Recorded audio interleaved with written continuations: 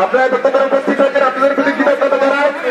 আপনাদের সামনে দেখতে পারতে না, রক্ত দেখতে পারতে না, আমার সেই ছেলে কি রক্তাক্ত হয়ে গেল। পুলিশ আমার কথা শুনলো না। বলছিলাম শান্তমানির জন্ম চিটাগাঙ্গে, ওর বেড়ে ওঠা চিটাগাঙ্গে, ওর একটা জানাজা এখানে করতে দেন, ওর একটা জানাজা করতে দেন চিটাগাঙ্গে। পুলিশ প্রটোকল দিয়ে লাশ বাড়িতে পাঠানো হবে, পুলিশ প্রটোকল দিয়ে লাশ বাড়িতে দিয়ে গেল বরিশালে।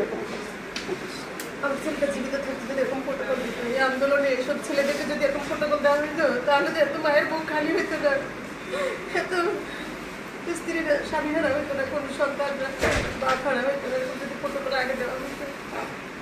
এরপর আমরা 12টার সময় বরিশালে গিয়ে পৌঁছি। আমাদের একমাত্র সন্তান ছিল শান্তি। আমাদের অনেক আশা আকাঙ্ক্ষা ছিল শান্তমানিকে স্টুডেন্ট বিষয়ে বাইরে পাঠাবো, লেখাপড়া শিখে সে বড় অ্যাওয়ার্ড নিয়ে আসবে। শান্তমানি এত বড় অ্যাওয়ার্ড দিয়ে গেল আমাকে।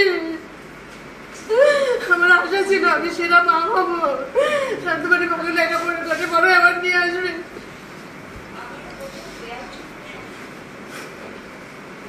আমাদের এটাই সে নাকি বলে যে আগের দিন তার সিনিয়র ভাইদেরকে বলছে, জিজ্ঞেস করছে সিনিয়র ভাইরা তুই কি কালকে আন্দোলনে আসবে? বলছে কেন আন্দোলনে আসবো না, দেশ আমার মায়ের মতো, আন্দোলনে আসবো।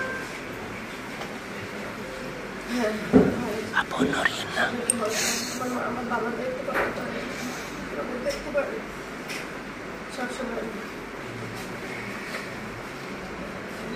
দেশের কাছে এটাই আমার চাওয়া যে আমাদের সন্তানরা যে আকাঙ্ক্ষা নিয়ে আন্দোলনে গেছিল, তারা তাদের যে চাওয়া ছিল এই চাওয়াটা যেন পূর্ণ হয়, তাহলে শহীদদের আত্মা শান্তি যাবে। আর তাদের শাহাদাতের 1 বছর হয়ে গেছে, আমরা বিচার প্রক্রিয়া খুব স্লো দেখতেছি, তার জন্য খুব গুরুত্ব